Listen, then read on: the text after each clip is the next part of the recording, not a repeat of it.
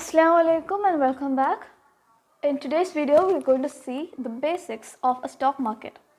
So firstly, let's understand what a share is. All companies need money to run their business.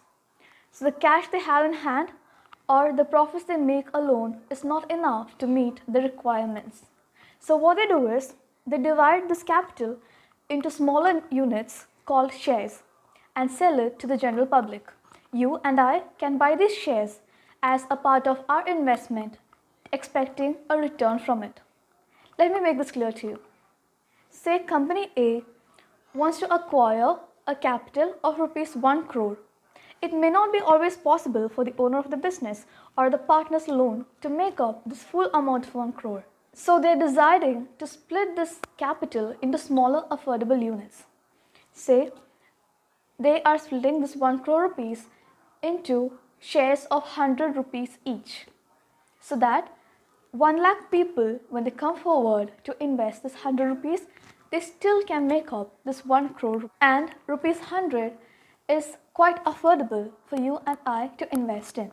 Here, every 100 rupees is called a share, and a person who invests this 100 rupees in a company is called the shareholder.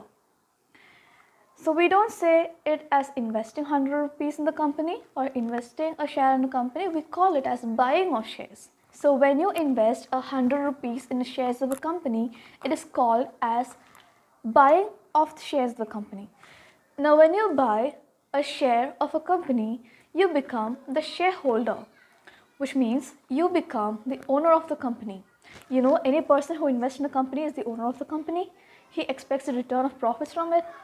Likewise, a person who buys a share is investing money in the company, expecting a return for the profits of the company. And he gets a part of the ownership for the amount of money he has invested in. So when there is a profit in the company, this person is entitled to receive the profits. But when there are losses in the company, we know that when a person puts in money into a business, if there are losses in the company, he loses all his money. The same happens in share market too. The business in which you have invested in goes through a loss, you lose all your money. When the price of a share increases, the value of the share the investor has invested in also increases, and vice versa. For example, think you're investing in a share today at rupees 100. Say after 6 months, the value of the share increases to rupees 135.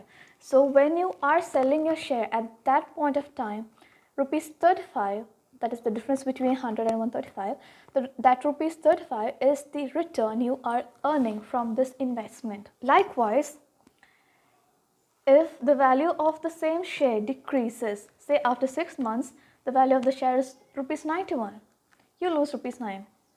I hope now we are clear with what a share is, and there are many types of shares available in the market.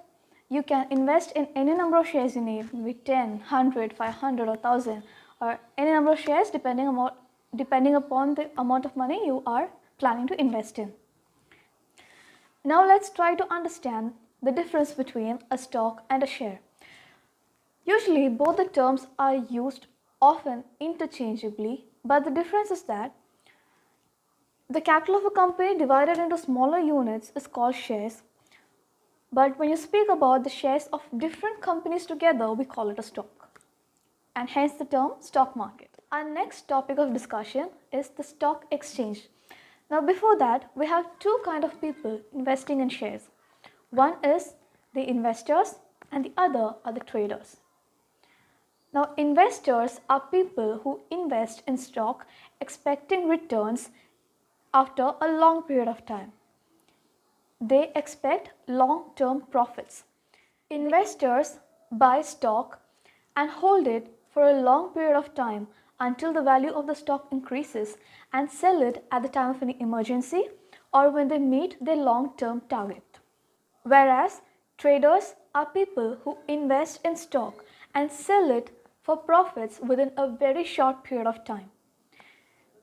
Maybe within a week or within a month or even within a day. They call it intraday trading. You can invest or trade in stocks of any company which is listed under NSE or BSE. Now coming back to our topic, stock exchange. A stock exchange is a platform where investors and traders meet together for the buying and selling of stocks.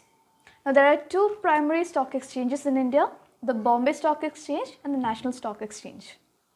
These stock exchanges provide a marketplace for trading of securities. A company who would want to raise their money through investors should register themselves under a stock exchange. To regulate and promote the smooth functioning of stock market, to see that the interest of the investors is protected and to protect the stock market from frauds, we have a statutory regulatory board called SEBI. NSE and BSE are listed under SEBI, and SEBI controls the entire stock market in India. So that's all for today. See you again with another video. Assalamu alaikum.